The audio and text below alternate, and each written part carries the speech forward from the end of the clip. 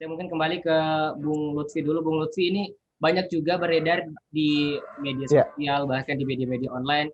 Ini di daerah Tapalang kalau nggak salah ini ya, Adi, karena ada beberapa informasi yang saya terima terjadi kasus penjarahan begitu sebelum masuk di daerah Majene. Jadi ada bantuan, ada seorang tim SAR yang membawa bantuan, tapi dia dihadang seperti itu. Nah, melihat dari fenomena tersebut, Bung Lutfi sebagai orang yang atau warga yang aktif di daerah Majene, seperti apa melihat kondisi tersebut? Oke. Nah, memang yang informasi yang beredar dan sempat viral, dan memang tidak bisa dipungkiri, hampir kejadian selalu seperti itu ya, jika terjadi musibah gempa serta bencana alam yang lain misalnya. Kiriman bantuan dari pemerintah daerah, provinsi, ataupun pemerintah daerah yang pemerintah tetangga katakanlah seperti itu, tidak jarang pengiriman bantuan bahkan dari organisasi-organisasi yang peduli terhadap bencana misalnya, harus ya kita harus menggunakan istilah dihentikan di tengah jalan sebelum bahkan sampai di tujuan, dihentikan oleh orang-orang dari daerah lain yang kemudian daerahnya dilalui oleh armada pengangkut logistik sebagai bantuan ini, yang kita kemudian ya menggunakan istilah menggunakan istilah dijarah gitu. Karena mereka tidak terpetak, tidak kemudian mendapatkan bantuan dari dari organisasi, dari pemerintah yang kemudian memiliki kepedulian, bukan karena tidak ada kepedulian sebenarnya, tapi mungkin saja belum terpetakan dengan baik. Nah, inilah yang saya pikir perlu diperhatikan ke depannya, bahwa ketika akan memberikan bantuan, informasi tentang daerah-daerah yang terdampak bencana, kemudian dilihat dari skala prioritas berapa korbannya, berapa jumlah rumah yang rusak dan sebagainya, itu semestinya sebaiknya saya pikir begitu, sebaiknya dimiliki oleh semua pihak yang akan memberikan bantuan, apapun bentuknya dan apapun jalurnya, lewat darat kah, kemudian lewat laut, dan dari manapun asalnya. Saya pikir pemetaan tentang lokasi-lokasi terdampak bencana dengan skala prioritasnya seperti yang saya sebutkan sebelumnya itu sebaiknya dimiliki, agar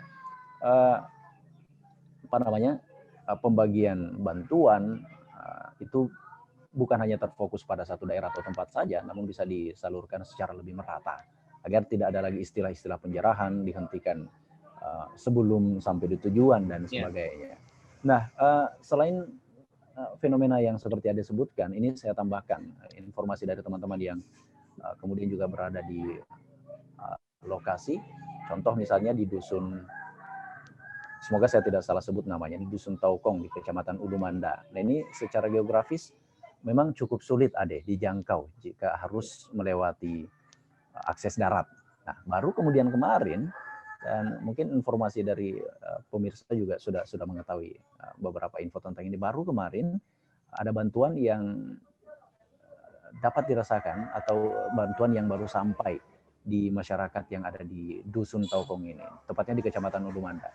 Sekali lagi ini disebabkan karena akses darat memang cukup sulit bukan tidak ada bantuan untuk ke sana, tapi untuk mencapai daerah ini yang cukup sulit. Kita berharap ini bisa diantisipasi bagaimana kemudian agar saudara-saudara kita yang ada di sana, bukan hanya di dusun Taukong sebenarnya, ada beberapa dusun yang ada di Kecamatan Ulumanda itu informasinya hingga hari ini, jangankan satu kali, bahkan mereka belum pernah mendapatkan bantuan baik dari pemerintah maupun tadi saudara-saudara kita yang peduli terhadap musibah gempa yang terjadi di Sulawesi Barat ini. Ade, begitu. Baik, terima kasih Bung Lutfi. Ini kita sudah tersambung kembali bersama dengan Saudara Ahmad Syamsuddin. Ahmad Syamsuddin, saya pengen tahu dulu kondisi terakhir pasca gempa di Sulbar seperti apa, Ahmad Syamsuddin? Baik, Assalamualaikum warahmatullahi wabarakatuh. Waalaikumsalam.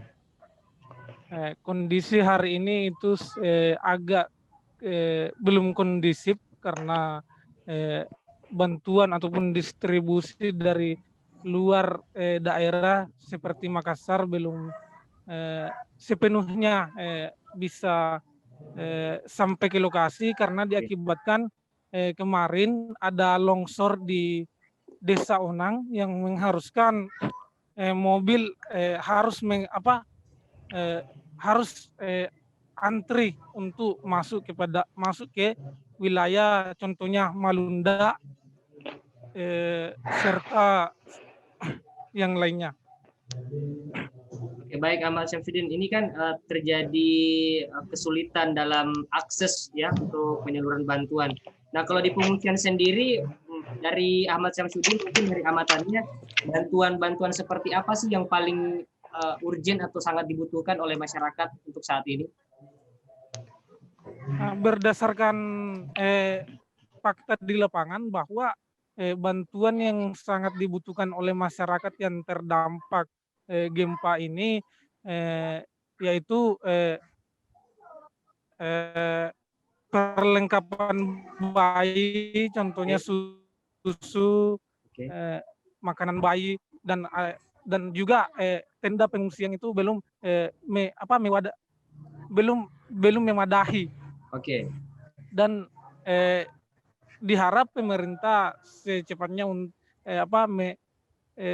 menanggapi hal tersebut sehingga masyarakat tidak kesusahan dalam menghadapi gempa tersebut. Baik Ahmad Syamsuddin, ini kalau boleh tahu di mana saja lokasi gempa yang terjadi di daerah Sulbar dan di mana menurut Ahmad Syamsuddin yang paling parah ini akibat dari gempa tersebut? Berdasarkan pemantauan di lokasi bahwa yang sangat parah yang terdampak oleh gempa ini yaitu Kecamatan Ulu Manda, Kecamatan Tapalang, dan dan Kabupaten Mamuju, tepatnya di kota itu sendiri. Oke.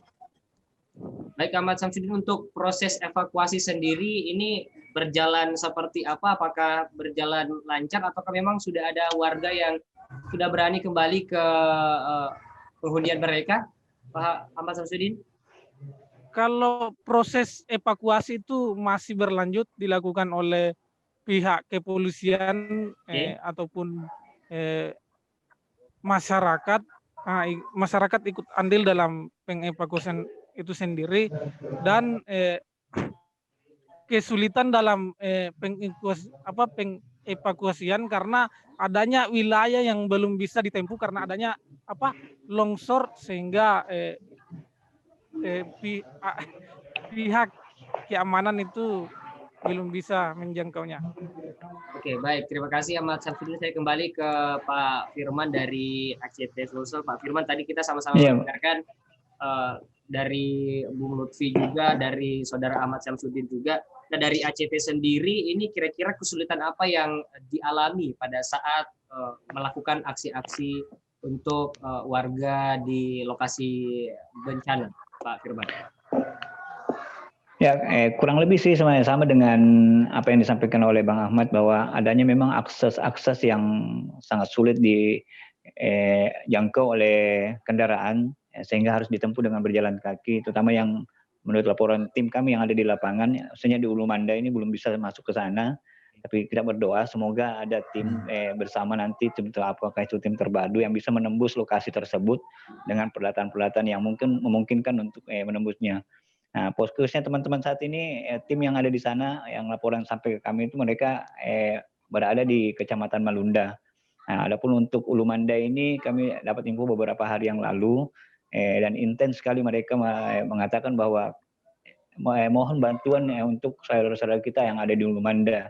Karena sampai hari ini sesuai yang disampaikan oleh Abang Lutfi tadi, bahwa memang sampai hari ini ada titik-titik lokasi di sana yang belum tersentuh, yang dilakukan oleh Pemda, juga organisasi atau apapun itu yang ada di lapangan saat ini, Bang. Baik, Bang Firman, ini ada juga beberapa masyarakat, bahkan juga teman-teman saya yang berada di lokasi bencana, kalau ingin melaporkan atau menginformasikan daerah yang memang membutuhkan bantuan, ini dari ACT sendiri ada kontak yang bisa dihubungi nggak, Pak Firman? Ada. Untuk di Mamuju, kami ada 2 posko induk di sana, Bang. Ya, satu di Jalan Diponegoro, itu dia berupa ruko di sana baru. Kemudian ada di Jalan Kurungan Basi nomor 18, kontaknya di situ teman ACT Sulawesi Tengah. Kemudian bisa menghubungi nomor 081 222 33508 atas nama Bapak Mustafa. Oke. Ya, dia ini PC program untuk ACT Sulteng. Kemudian untuk nomor HP yang bisa dihubungi di teman-teman yang ada di Kecamatan Malunda, tempatnya di Dusun Muara Lembang, Desa Lombong, itu 085 340 040 899 atas nama Takdir. Oke. Ya. Baik Pak Firman, terakhir ini adakah pesan-pesan atau himbauan kepada masyarakat yang tertimpa bencana gempa di daerah Sulawesi Barat yang memang tadi sempat saya bahas bersama dengan Bung Lutfi terkait banyaknya warga yang tidak sabaran dengan bantuan, tidak mendapatkan bantuan, akhirnya mereka melakukan dalam tanda kutip ini penjarahan atau penghadangan seperti itu. Silakan Pak Firman. Ya, harapan kami sebenarnya untuk saudara-saudara kita yang semoga bersabar ya, utamanya dalam menghadapi bencana ini. Kemudian soal adanya bantuan dari saudara-saudara kita kemarin yang dijara, sebenarnya ya boleh dibilang itu mungkin bentuk akibat dari apakah lambatnya bantuan tiba di sana sehingga tidak terkoordinir dengan baik. Harapan kami ya kedepannya hal-hal seperti ini mungkin butuh koordinasi yang baik, khususnya kepada saudara-saudara kita yang ingin membawa bantuan ke sana, berkoordinasi dengan pihak keamanan. Semalam kami berkoordinasi dengan pihak Polres Majene, katanya memang ada hal yang miss di lapangan sehingga ketika teman-teman yang membawa bantuan dalam bentuk itu melewati kayak di daerah Tapalang itu, yang mungkin juga daerah terdampak cukup parah, akhirnya melakukan hal itu karena alasannya kenapa harus ke sana, sedangkan kami di sini juga butuh bantuan. Ya, harapan terbaik kami ya sebenarnya ini adalah mindset aja sebenarnya Bang. Bagaimana kita berupaya bahwa insya Allah akan ada yang lain. Kalau memang itu harus dimasukkan ke dalam, ya ke dalam dulu. Nanti belakang mungkin ada yang lebih besar juga untuk kita nantinya. Ya mungkin cuma itu Bang. Harapan kami ya kita saling paham aja, saling mengerti aja soal adanya bantuan-bantuan seperti ini. Baik, terima kasih Pak Firman. Masih ada waktu sedikit, Bung Lutfi. Ini